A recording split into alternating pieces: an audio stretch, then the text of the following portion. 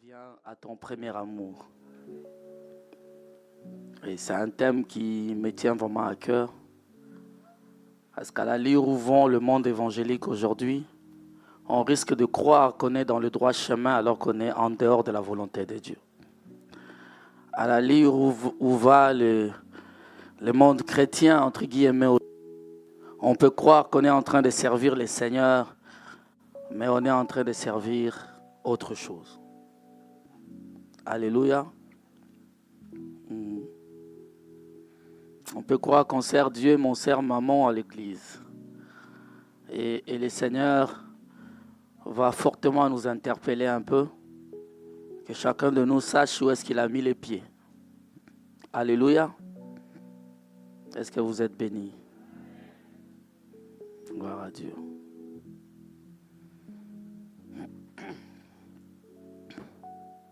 Nous allons prendre nos Bibles dans Apocalypse chapitre 2, du verset 1er au verset 7e.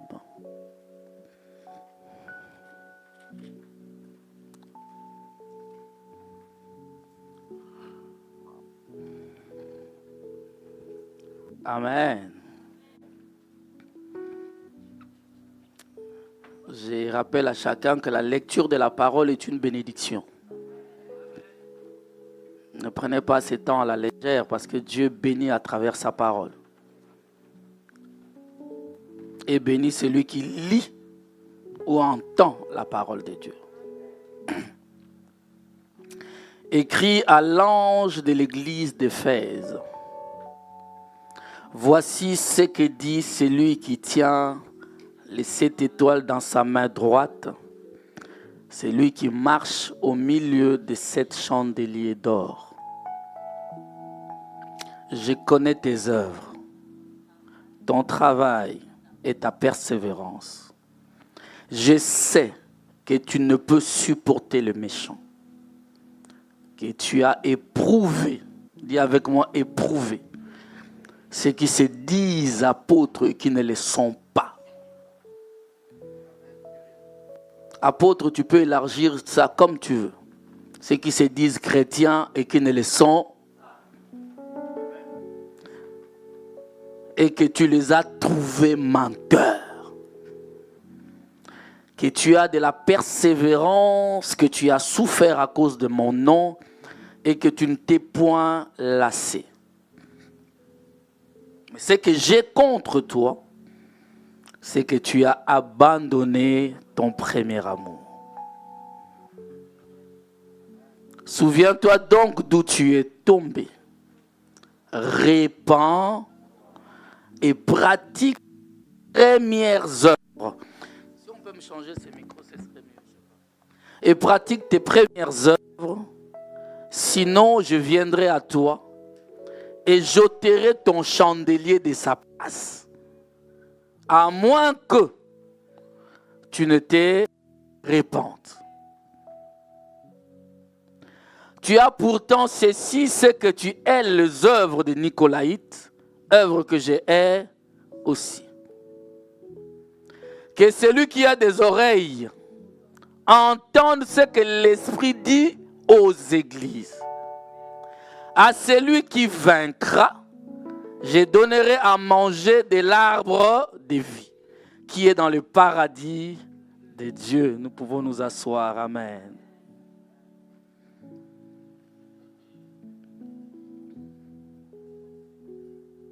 Je vais redire certaines choses que j'ai dites il y a longtemps, que je ne cesse de répéter. Alléluia. Que je ne cesse de répéter.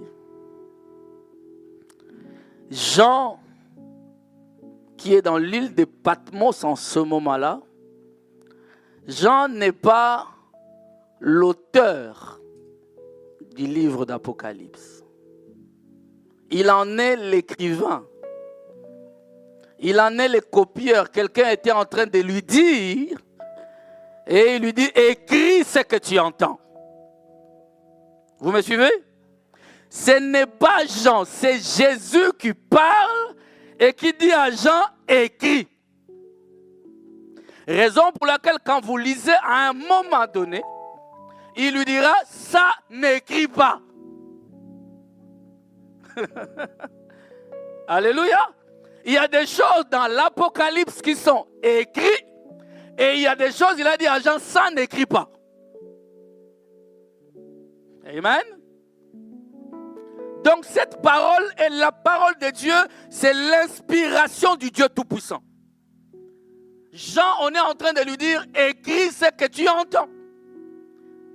Et il était en train d'écrire. Vous savez, il y a 2 livres qui sont combattus dans la Bible.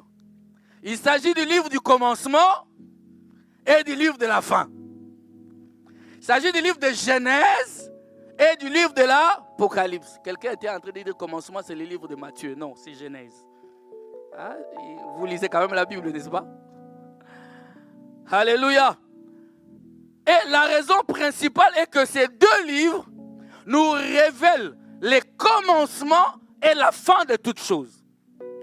Et Apocalypse même nous révèle les commencements de l'Église réellement et de comment l'Église finira aussi. Amen. Et dans Genèse, on nous montre l'origine de notre ennemi. Tu sais, pour pouvoir combattre quelqu'un ou gagner la bataille contre quelqu'un, va voir d'où il vient. D'où est-ce qu'il tire sa force? Alléluia. Voilà pourquoi quand tu vas dans une église, tu vas voir, on va te prêcher roi, on va te prêcher Dieu a dit, Dieu a dit. Mais on ne touche pas à ces choses-là. Alors que c'est ça le secret de ta réussite. Quand tu sauras d'où est venu l'ennemi, le diable n'est pas le tout-puissant. Et même lui-même, il sait qu'il n'est pas le tout-puissant. Bien-aimé, tu peux croire qu'il est fort. La Bible dit aussi qu'il est fort, mais il y a un plus fort que lui. Il y a un plus fort que lui qui est le Seigneur Jésus-Christ. Le diable n'est pas créateur, tout cela est dans le commencement.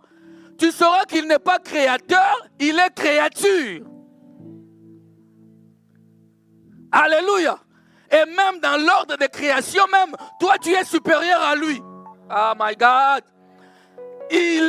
Toi tu es supérieur à lui. Alléluia. Plus proche de Dieu que l'homme, il n'y a pas. Oh. Parce que plus proche d'un époux que sa femme, il n'y a pas. Ah, vous montez avec moi ou pas? Quand vous savez, un enfant, il y a l'enfant, il y a les serviteurs et il y a l'épouse. Quand on est enfant, on est inconscient. Tu ne connais pas l'ampleur de ta richesse. Ton héritage, tu ne peux pas jouir de ça totalement. Parce que tu ne connais même pas. Si je donne 1 million à Jonah qui a 3 ans plus tôt, c'est compliqué. Il va prendre, il va écrire dessus, il va déchirer. 3 millions petits. C'est compliqué, n'est-ce pas? Mais donne à un adulte 3 millions. Ah ben, il va investir directement dans le bâtiment. Parce qu'il sait que derrière ça, ça va produire. Il va s'aimer pour que ça produise. Alléluia. Mais remarquez que quand tu es enfant, au fur et à mesure que tu prends la connaissance, la maturité, tu vas voir que dans les chambres, dans la chambre de parents, tu ne vas plus entrer. Oh, mais c'est la vérité. Non, toi, tu ne rentres pas plus. Et même toi-même, parent, quand l'enfant se lave, tu ne rentres plus. Mais tu as oublié que c'est toi qui l'as lavé quand il avait 1 an. Qu'est-ce qui change? L'enfant grandit. Alors si tu restes dans les statuts de l'enfant ou du fils seulement, ta relation avec Dieu est incomplète. Raison pour laquelle, quand on grandit, on bascule dans serviteur. Alléluia. Voilà l'enfant prodigue. Quand il revient, il dit que je sois même ton serviteur. Parce qu'un enfant sert son père. Alléluia. Mais on ne peut pas rester dans les statuts du fils du serviteur. Parce que les serviteurs, ils travaillent s'attendant à un salaire. Oh. Ils s'attendent à un salaire. Parce qu'il est dans son statut du serviteur. Mais lorsque tu quittes le monde des serviteurs, tu rentres dans épouse. Alléluia. Est-ce que je parle à l'épouse du Seigneur ce matin? L'épouse va aller dans l'intimité du Père. Mais écoute, Dieu est toujours notre Père. N'est-ce pas? N'est-ce pas? Il est notre boss. Il est aussi notre époux. Et l'épouse rentre dans l'intimité. Voilà pourquoi Dieu n'attend pas à la dimension simplement du serviteur, mais il veut que tu sois son épouse. C'est lui qui mange à sa table. C'est lui qui connaît les faiblesses du Père. Alléluia! Lorsque l'enfant va s'agiter, ah regarde, moi ma vie, l'épouse il connaît les secrets. Est-ce que vous voyez? Jacob était là, il s'est dit, je dois bénir Isaac. Plutôt, je dois bénir Ésaü. Parce que c'est l'aîné. Parce que c'est la loi. Il fallait que l'aîné reçoive la bénédiction. Mais avant que le Père, les naturels reflètent ce qui se passe dans les spirituels, mes amis. L'adoration est très importante. Ne rentre pas dans la présence de Dieu comme commencer directement, Seigneur, donne-moi. Non, non, non, non, non. Ta vie doit être une offrande d'adoration. Voilà pourquoi Jacob, avant de parler, il dit, Ésaü, va chasser. Amène-moi du gibier et prépare-le-moi. Comme ça, je vais te bénir. Alléluia. Et pendant qu'Ésaü est parti, qui avait entendu que le père avait parlé? Rebecca. L'épouse. L'épouse connaît les secrets que les serviteurs ne connaissent pas. L'épouse connaît les secrets que les fils ne connaissent pas. Et parce qu'il connaît, il peut sauver. Voilà pourquoi il va appeler Jacob.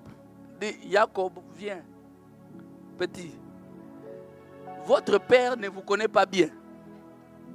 Il est là, il mange, c'est bon. Mais moi, je connais vos caractères. Est-ce que vous comprenez? Alors il dit, si seulement Ésaü arrive à prendre la bénédiction.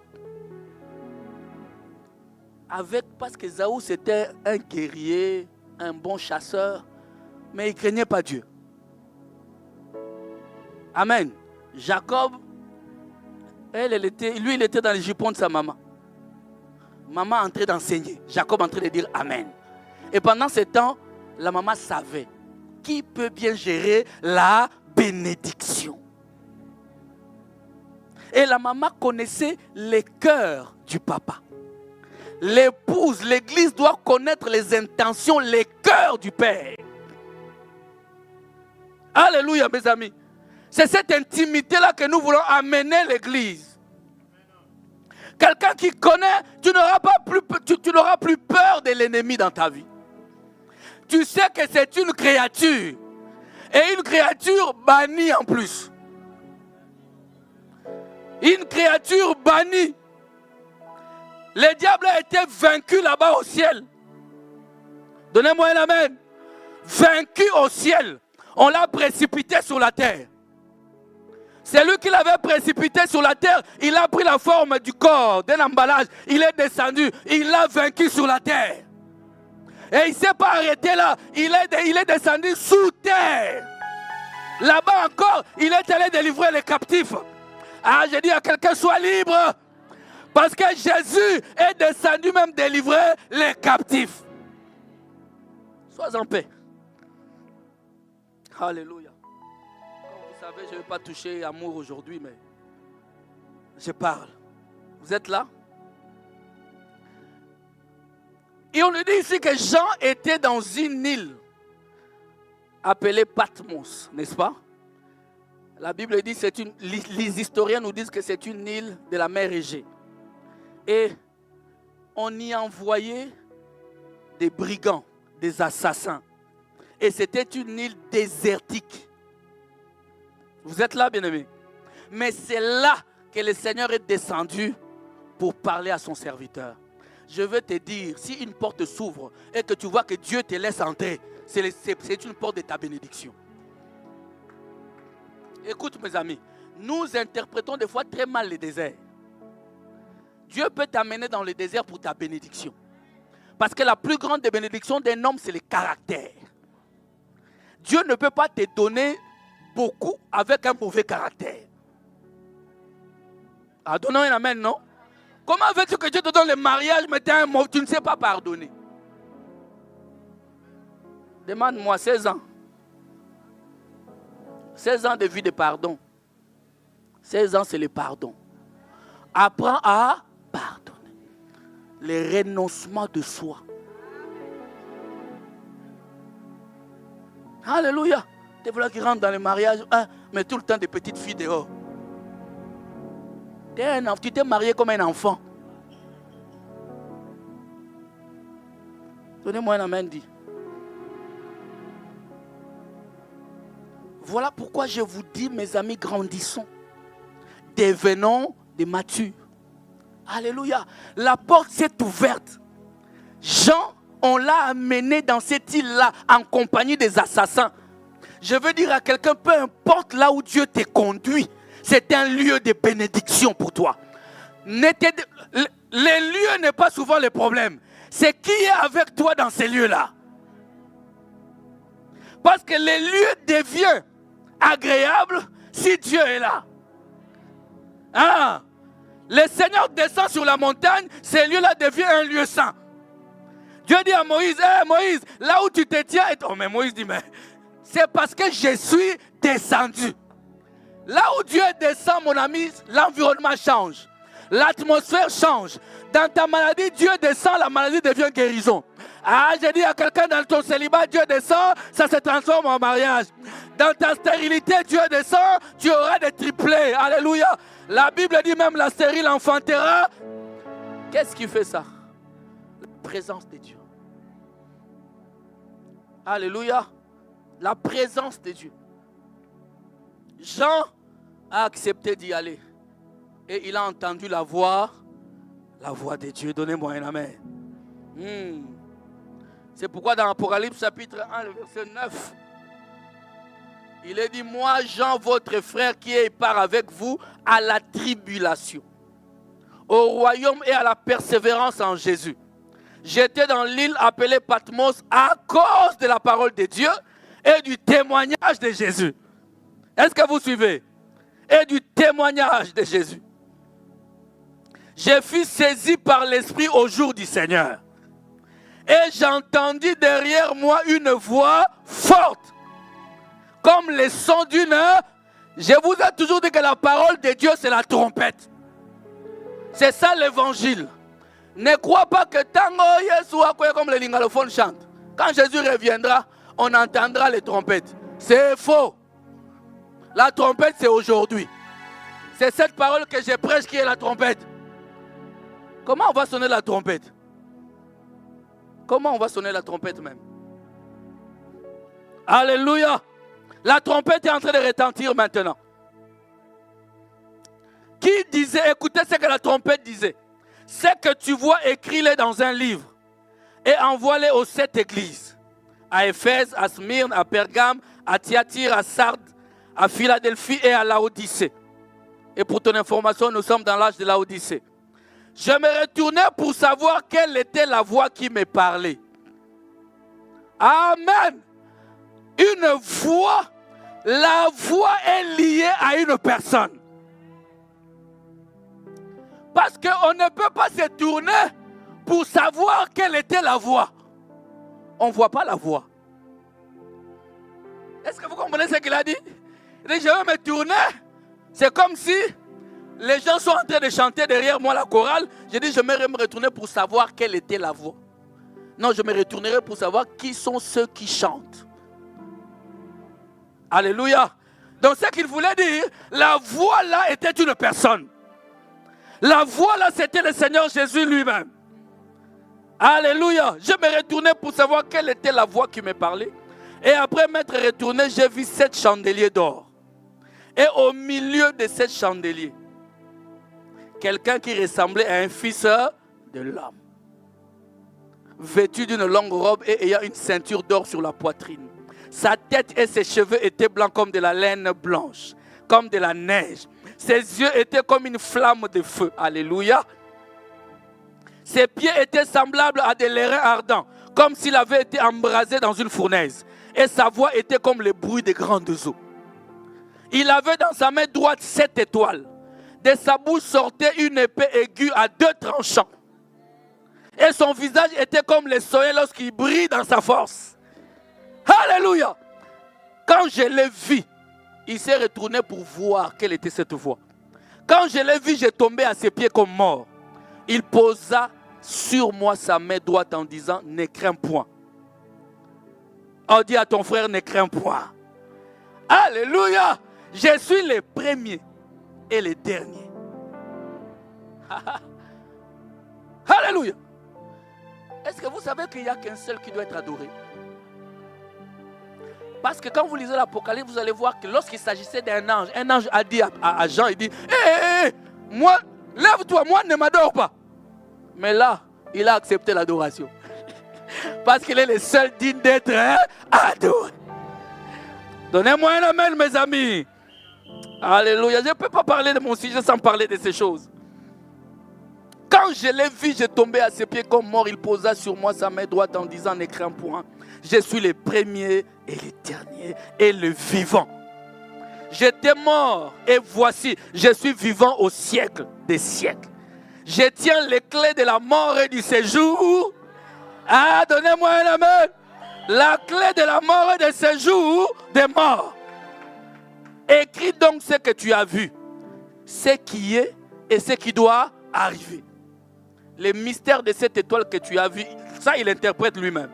Les mystères de cette étoile que tu as vu dans ma main droite et de 7 chandeliers d'or. Les 7 étoiles sont les anges de cette église et les 7 chandeliers sont les 7 églises. C'est clair, n'est-ce pas? Ce n'est pas ça mon sujet, mais je dois revenir dans mes thèmes, mes anciens thèmes. Ça me fera beaucoup du bien moi-même. Alléluia! Et là maintenant, nous sommes dans notre sujet d'aujourd'hui. Écrit à l'an de l'église d'Éphèse. Il y a 7 églises. Ces églises sont en fait l'image de tous les âges de l'église à venir. Jusqu'à ce que nous soyons aujourd'hui dans l'âge de la Odyssée. Amen. Ce n'est pas vraiment ça mon thème. Écrit à l'an de l'église d'Éphèse. Voici ce que dit celui qui tient les 7 étoiles. On vient de voir plus haut qui l'a dit, n'est-ce pas? Dans sa main droite, c'est lui qui marche au milieu de 7 chandeliers d'or. Donnez-moi un amen, mes amis. La Bible déclare, au milieu de l'église, il y a un homme qui marche. Cet homme ne marche pas aux extrêmes. Alléluia. Il est où? Il est où? Au milieu. Pourquoi il n'est pas à l'extrême droite ou à l'extrême gauche? Il est au milieu de son église. Tu rejettes cet homme du milieu, tu n'es plus l'église. Ah, mes amis, je veux que cette rage habite en vous. Quand vous voyez quelqu'un qui ne glorifie pas Jésus, Jésus n'est pas le centre de sa vie. Même s'il te parle de Jésus matin, midi, soir, tes actes parleront plus que toi.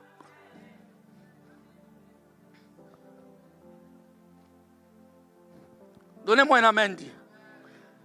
J'ai pensé à ces choses, je vous ai dit, je ne me cacherai plus. C'est Jésus au centre ou rien. Alléluia.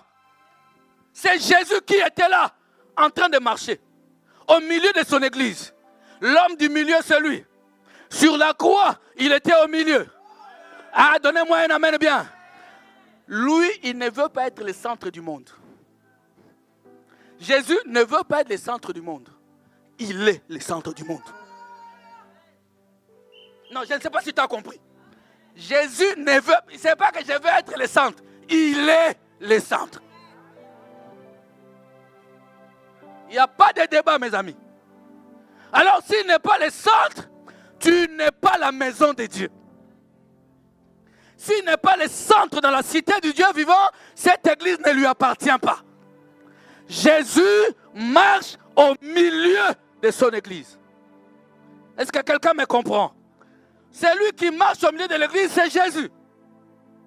Nous ne prêchons rien d'autre que Jésus. Je ne peux pas aller dans une église. Ah, je vais en parler aujourd'hui, vous allez m'excuser. Ou le matin, à midi, conférence de cela, d'entrepreneuriat.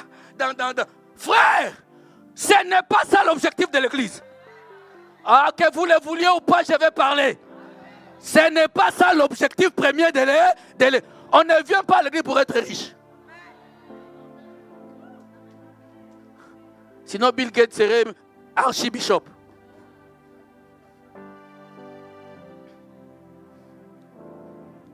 Vous êtes là avec moi?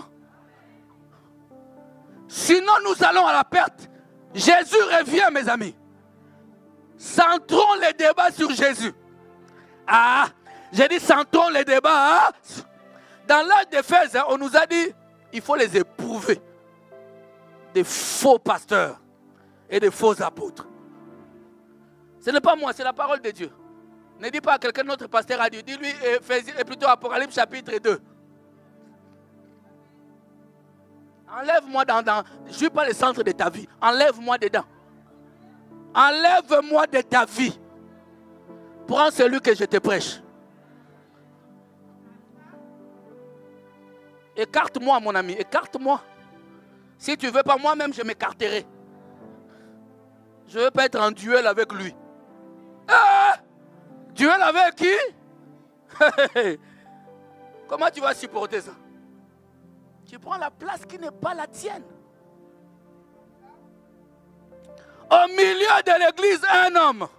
Son nom, c'est Jésus. Alléluia. 1 Corinthiens chapitre 1, le verset 18 à 24. Qu'est-ce que nous voulons montrer au monde aujourd'hui? Jésus ou nous-mêmes? La prédication, normalement, toutes nos prédications devaient avoir un seul thème, la croix. Oh, quelqu'un m'entend ou pas? Vous savez, moi, je sais. Vous savez, quand je rentre dans ce type de thèmes, quand j'en parle, je vois le cœur de ceux qui sont attachés à Jésus. Vous savez, des fois, je regarde l'assemblée, je vois quelqu'un qui a souri depuis longtemps. Quand il attend ça, il sourit. Il comprend que c'est ça même, c'est ça même. Ah, quelqu'un dit avec moi, c'est ça même. 1 Corinthiens 1, 18, la Bible dit, car la prédication de la croix est une folie pour ceux qui périssent. Ici à la cité, nous ne périssons pas. Nous ne périrons pas. Nous sommes un peuple béni et choisi par Dieu. Car la prédication de la croix est une folie pour ceux qui périssent.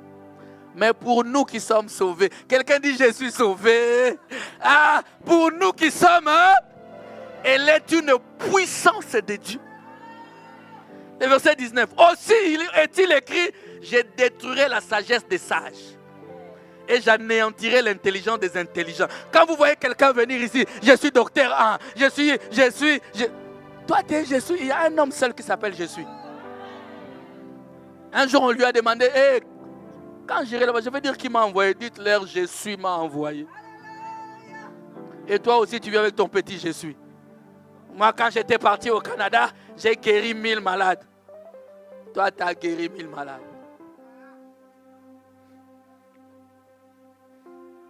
Et on va se cacher derrière des écritures qui disent, la Bible dit, vous guérirez les malades. Tu peux dire, j'ai.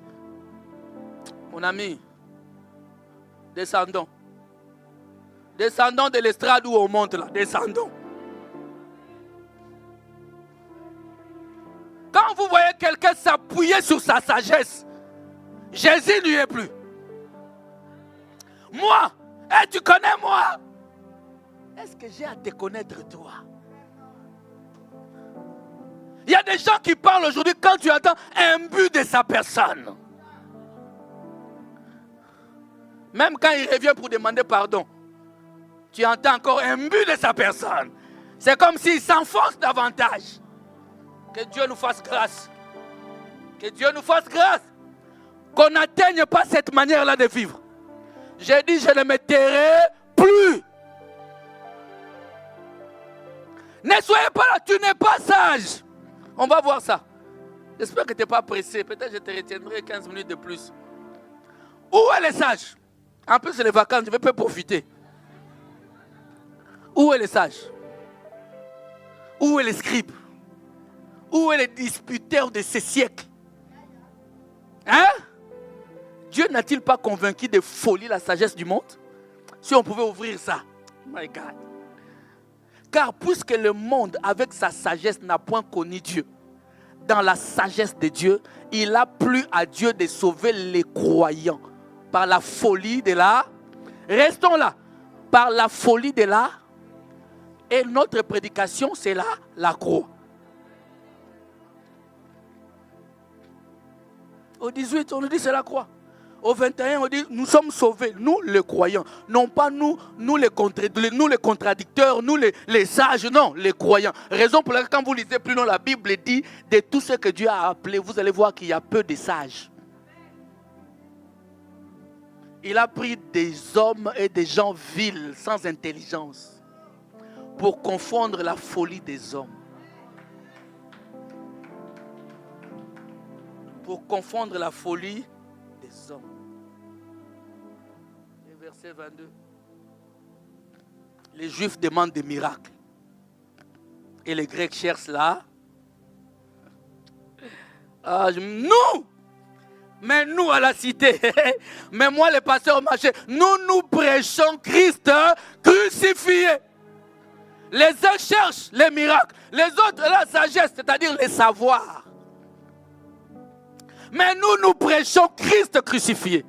Scandale pour les Juifs et folie pour les païens. Notre évangile à nous, Christ crucifié. Christ crucifié. Mon ami, nous n'avons rien d'autre à donner à l'humanité. Nous devons le présenter Christ. C'est l'homme du milieu dont on a besoin. À la croix, il était au milieu. Lorsqu'il descend pour rendre visite à Abraham, il était où? Au milieu. Lui n'est jamais à côté. Il est au milieu. C'est l'homme le plus équilibré qui soit. Donnez-moi un amen, mes amis. L'homme le plus équilibré qui soit, c'est Jésus. Il ne batifole pas avec la parole. On ne joue pas. Je te donne le mandat.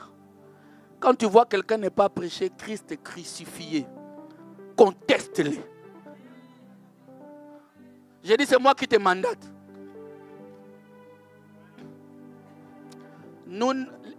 Cette tolérance doit s'arrêter.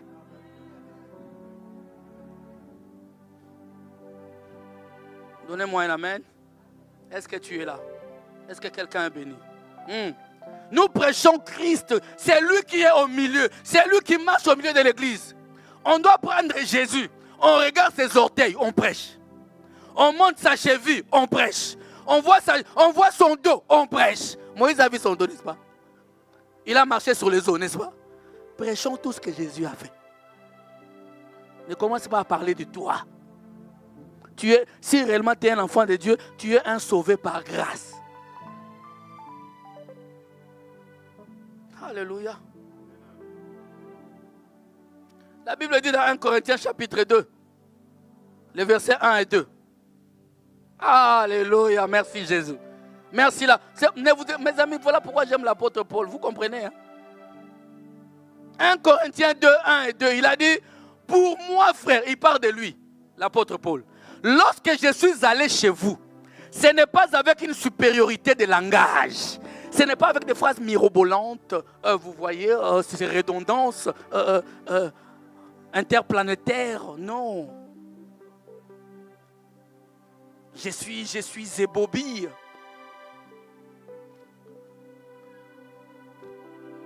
Non. C'est lui qui parle là. Il est sorti de l'école de Gamaliel. Très intelligent, très savant.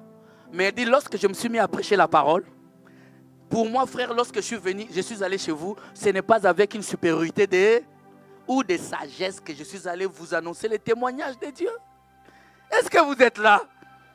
Car je n'ai pas eu la pensée de savoir parmi vous autre chose que Jésus-Christ. Et Jésus-Christ, j'ai rien d'autre à vous présenter. Alléluia. Si ce n'est Jésus et Jésus crucifié, c'est lui qui a donné sa vie pour moi. Alléluia. Est-ce que vous êtes là? C'est lui qui a donné sa vie pour moi. Et la Bible, vous savez, quand on dit qu'il est au milieu de ce chandelier d'or, C'est-à-dire qu'il prend la place qu'il faut. Donne à Jésus sa place dans ta vie. Et prie dans une église où Jésus a la première. Quand on dit la première place, j'aime même pas la première place. C'est comme s'il y a une deuxième place qu'on va donner. Non, la place centrale. Sans laquelle la maison bascule. Jésus est Jésus seul. Mais nos oreilles sont habituées à écouter tout ce qui nous entoure aujourd'hui. Et qui nous affaiblit. Combien d'enfants de Dieu aujourd'hui sont restés à la maison? Combien? Combien sont restés à la maison? Parce que là où il croyait rencontrer le salut, il a rencontré les brigands. Les brigands, hein? Être au milieu de l'église a deux facettes, en fait, deux aspects des choses. C'est-à-dire qu'il est le centre de ta vie, n'est-ce pas? Il est le centre de tout ce que tu fais. Quelqu'un me donne un amen? Voilà pourquoi l'église aujourd'hui doit ramener, faire revenir Jésus-Christ à sa place, sans laquelle l'église ne marchera pas. Alléluia. Et ramener Jésus à sa place, ce n'est pas parler de Jésus à demi-teinte. Bon, comme ces temps-ci, on a beaucoup parlé, citons quand même. Jésus n'est pas un produit commercial que tu dois, pour garder les gens à l'église un peu, parler un tout petit peu de lui.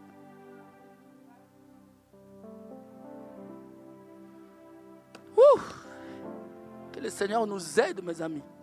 J'ai dit que c'est le centre de ta vie. Prenons 1 Roi chapitre 3. Oh Seigneur, merci.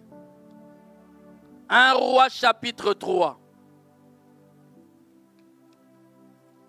1 Roi chapitre 3.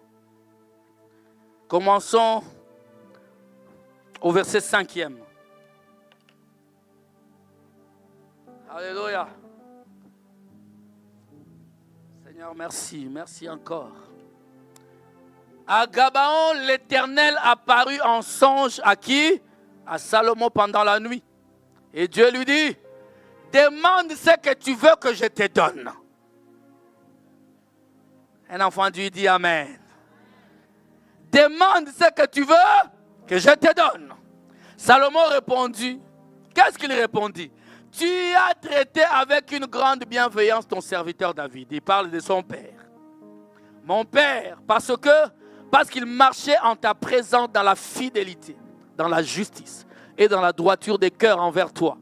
Tu lui as conservé cette grande bienveillance et tu lui as donné un fils qui est assis sur son trône comme on le voit aujourd'hui. Il parle de lui, n'est-ce pas? Maintenant, Éternel mon Dieu, tu as fait régner ton serviteur à la place de David, mon père. Et moi, je ne suis qu'un jeune homme, je n'ai point d'expérience. Ton serviteur est au milieu du peuple que tu as choisi, peuple immense qui ne peut être ni compté ni nombré à cause de sa multitude. Écoute, accorde donc à ton serviteur un cœur pour juger ton peuple, pour discerner le bien du mal, car qui pourrait juger ton peuple, ce peuple si nombreux? Continuons. Cette demande de Salomon a fait quoi? Oh my God. Cette demande de Salomon a plu au Seigneur. Alléluia. Continuons. Et Dieu lui dit, puisque c'est là ce que tu demandes, puisque tu ne demandes pour toi ni une longue vie, ni les richesses, ni la mort de tes ennemis, et que tu demandes de l'intelligence pour exercer la justice, voici, j'agirai selon ta parole. Je te donnerai un cœur sage et intelligent, de telle sorte qu'il n'y aura eu personne avant toi et qu'on ne verra jamais personne de semblable à toi. Oh, alléluia, 13. Je te donnerai en outre. En outre veut dire en plus. Veut dire, ce que tu as demandé, tu as. Mais je donne en plus. En outre veut dire, cherchez premièrement le royaume. Et toutes ces choses vous seront données. C'est ça en outre. En outre veut dire d'abord le ciel, après le mariage. D'abord le ciel, après on verra pour la maternité. Le ciel, et puis on verra pour le travail. D'abord le ciel. C'est ça. J'aime mon Dieu. Reviens. Je te donnerai en outre ce que tu n'as pas demandé. Des richesses et de la gloire. Hey, de telle sorte qu'il n'y aura pendant toute ta vie aucun roi qui soit ton pareil. À l'époque où Salomon était, il était sans pareil. Alléluia. 14. Et si tu marches dans mes voies, en observant mes lois et mes commandements, comme l'a fait David ton père, je prolongerai tes jours. Quelqu'un me donne un amen. Ah, j'ai envie de crier, mes amis. J'ai envie de crier. Parce que Jésus aujourd'hui, Jésus devient un produit commercial. Jésus n'est plus la personne que nous voulons avoir. Mais Jésus devient la personne que nous voulons utiliser. Jésus devient la personne qui nous donne à manger. C'est notre vache à lait. Jésus est notre vache à lait. Nous venons, nous camoulons.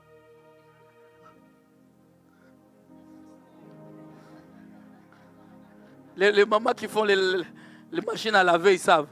Essorés. Donc ils prennent Jésus, ils l'utilisent. Ils reçoivent les dons de prophétie. Ils reçoivent les dons de parler en langue. Ils essorent encore. Ils reçoivent toutes les bénédictions terrestres. Et où est le ciel? Dis à quelqu'un, où est le ciel dans ta vie? Alléluia. Salomon, qu'est-ce que tu veux? Je veux que tu sois le centre de ma vie. Salomon, demande, si on te demande à toi ce que tu veux ici. On va dormir ici, tu es encore en train de citer tes listes. Et la liste que tu cites là, le ciel n'y est pas. Alléluia. Mes amis, c'est Jésus d'abord. Jésus d'abord et Jésus toujours, Jésus en premier. Parce que quand il vient, les restes suivent. Quand il arrive, les restes, il dit, voici les miracles qui accompagneront ceux qui auront cru. Ce qui accompagne, ça va t'accompagner mon ami. Mais ça t'accompagne pourquoi? Parce que il y a quelqu'un qui t'a, et son nom c'est Jésus. Jésus m'est apparu 5 fois. Et la 5e fois, il m'a demandé qu'est-ce que tu veux. Je lui ai dit, Mbongo, l'argent. L'argent. Je veux l'argent. Je veux l'argent. Et ça, c'est les églises dans lesquelles les jeunes sont remplis. Je vous ai dit, je veux parler. Je ne lâcherai plus ces choses-là. Je veux parler, je veux tacler en public. Jésus me donne le carton vert, pas rouge. Parce qu'il a dit, vous allez les éprouver. Et vous allez les trouver menteurs. C'est la Bible qui le dit. Mes amis, où allons-nous? Si je n'avertis pas, vous êtes là, vous écoutez tous ces gens-là. Vous partagez leurs vidéos. Ah non, Jésus? De quel Jésus parle-t-on? Il m'apparaît. Dans l'île de Patmos, Jean commençait à trembler. Hey, de quel Jésus tu parles?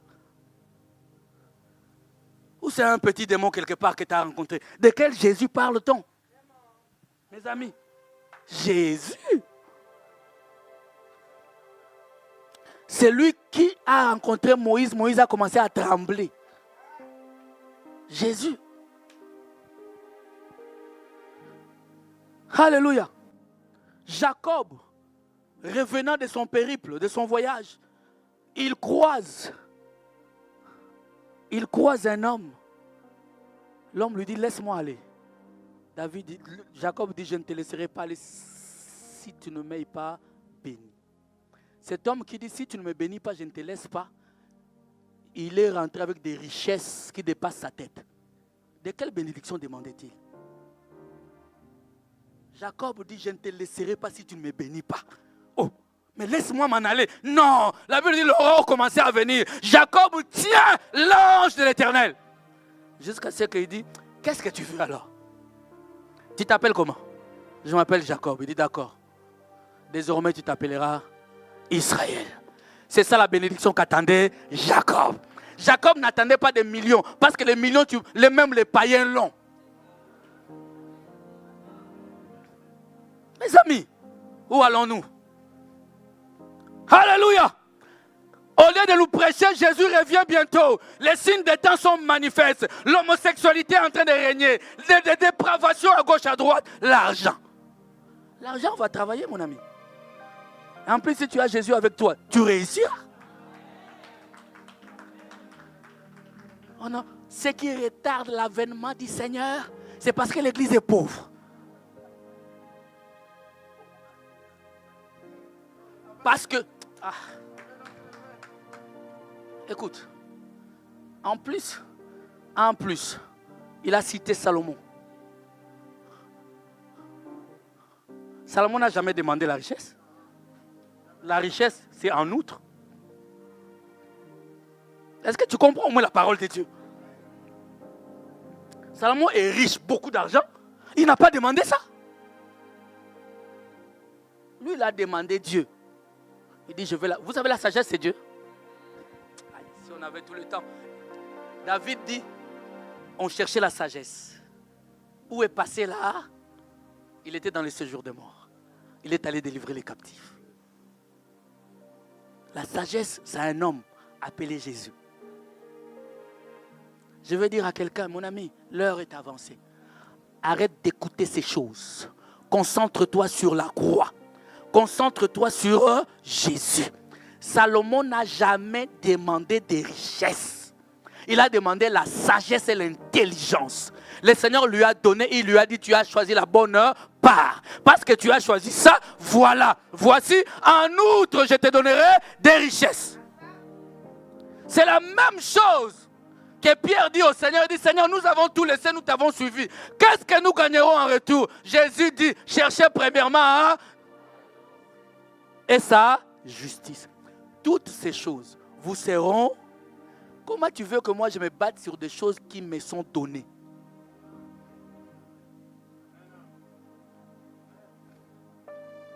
Vous savez, il y a des sujets de prière qu'on ne doit pas faire. Hein? On les fait pour soutenir les faibles. Qu'un enfant de Dieu donne amen. Vous avez des sujets du genre, Seigneur, donne-nous le mariage. On les fait pour soutenir le faible. Parce que la chair est faible. Parce que réellement, on va seulement s'élever, non pas prier, dire Seigneur, c'est toi qui as dit. Moi, j'ai choisi la bonne heure, alors donne-moi les en plus. Donne-moi les en plus. Mais nous passons nos temps à ce qui ne glorifie pas Dieu. Qu'un enfant de Dieu dise Amen. Vous savez que nous sommes toujours au verset 1er.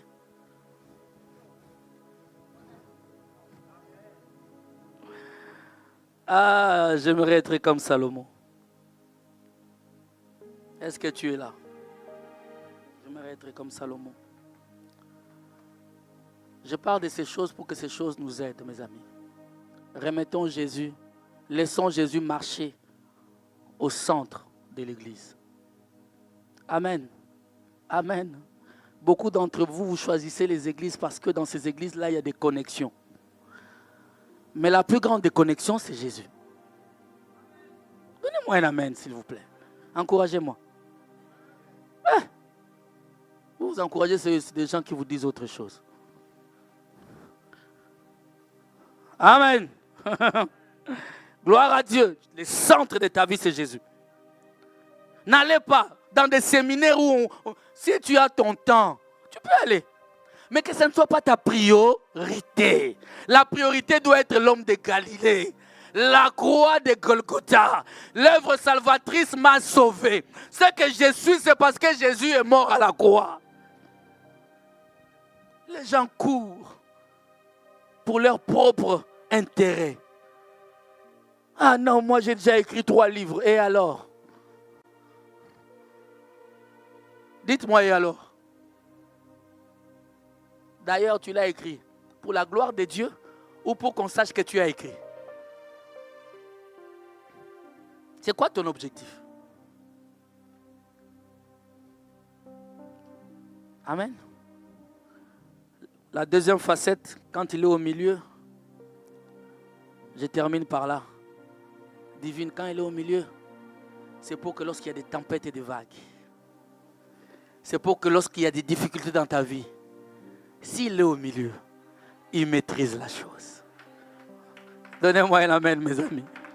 S'il est le centre de ta vie, sache que rien ne peut t'arriver sans que lui en soit l'auteur.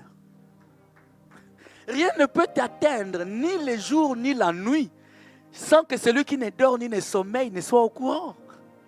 Est-ce que j'augmente la foi de quelqu'un avant de terminer? J'ai dit à quelqu'un, reste attaché à Dieu. S'il est le centre de ta vie, il protégera cette vie-là.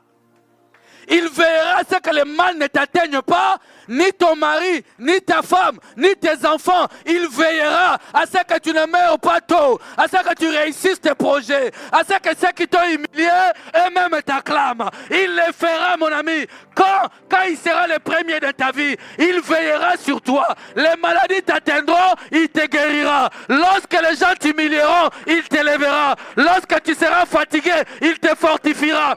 Pourquoi? Parce qu'il est au milieu. Remets Jésus au milieu, mon ami. Alléluia.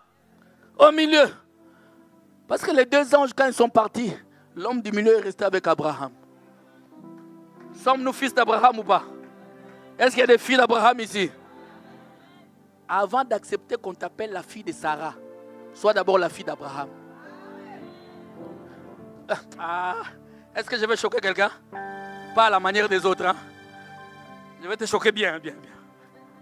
Écoutez, avant de te déclarer la fille de Sarah, sois d'abord la fille d'A. La promesse n'a pas été faite à Sarah. Ce n'est pas à travers Sarah que nous sommes bénis. C'est à travers A. Quand il est au milieu, il te protège. Quand il y aura des tempêtes, il est là. Amen. Oh, je connais un homme appelé Lazare. Cet homme appelé Lazare, Jésus était son ami. Ses sœurs ont envoyé les gens dire, allez dire à Jésus que son ami Lazare est malade. Lazare, on a mis Lazare que tu aimes. Est-ce que quelqu'un a une histoire d'amour avec Jésus? Alors, j'ai dit, est-ce que quelqu'un a une histoire d'amour avec Jésus? Alléluia. Écoutez, quand on est parti, papa, on a trouvé Jésus. Jésus a dit, je viendrai. Jésus a sa manière de faire. Il était le centre de la vie de son ami Lazare. Quand Lazare était malade, là, lui, il était au courant. Quand ils sont venus lui annoncer le message, ce n'était pas une surprise. Je crois qu'il faisait même semblant, oui, on va aller les voir. Alléluia. Et puis, Lazare, il a dit, Lazare est mort. Il dit, allons. Je suis en train de dire à quelqu'un, ta vie peut être perturbée d'une manière terrible. Mais si Jésus est le centre de ta vie, tu vas constater un calme que tu n'as jamais vécu. Moi, ça m'est arrivé dans ma vie, les gens me secouent. Mais je suis calme. Parce que Jésus est dans ma barque. Jésus est le centre de ma vie. Toute chose concourt au bien de ceux qui l'aiment. Il prend soin de ses enfants. Il prend soin de ses enfants comme un époux fidèle. Il ne te laissera jamais seul. Voilà pourquoi il n'est pas seulement époux, il est père. Alléluia, il est père et il est ton patron également parce que tu es son serviteur. Il te paye toujours au moment voulu et au-delà de ce que les gens peuvent imaginer. Et la Bible déclare, Jésus vient et ses sœurs, les sœurs de Lazare, si tu étais là, ils ne savaient pas qu'il était là. Parce que Jésus est esprit, mes amis. Le corps était loin avec ses disciples, mais l'esprit veillait sur son ami Lazare.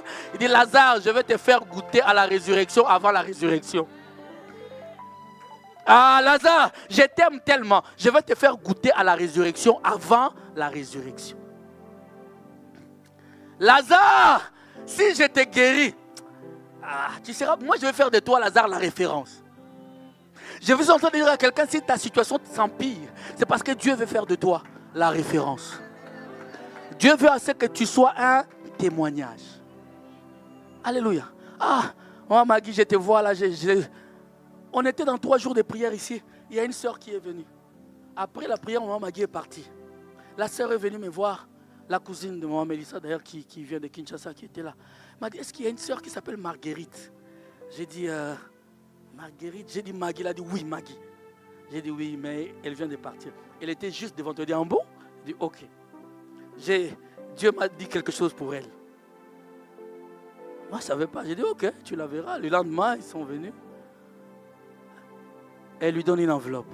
Donc la sœur, Dieu lui a dit, avec un montant, de donner, pas au pasteur, de donner à la servante de Dieu qui est là.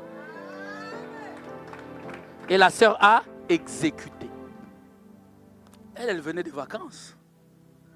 Des vacances aussi, elle, quand elle priait, on lui a dit, tu dois faire une action de grâce. Mais il dit, mais j'ai dépensé aussi dans les vacances. Mes amis, les calculs de Dieu. Toi, aie seulement de bonnes intentions. Dieu suscitera les sponsors. Amen. Elle m'a dit, si j'ai dit à mon mari qu'on va, il sera d'accord de toute manière pour donner à l'église, il ne boude pas trop. Il ne boude pas, il sera d'accord. Mais moi, c'est même pas, elle dit moi-même dans mon corps, je dis, mais la rentrée, comment je vais faire pour, Seigneur, où est-ce que je vais trouver? Il y a tout est pour... Dieu a suscité quelqu'un. Quand tu es dans ta barque et que ça bouge, ça, laisse Dieu faire les choses. Je vous avais dit quand on était ici, j'avais 100 € dans ma poche.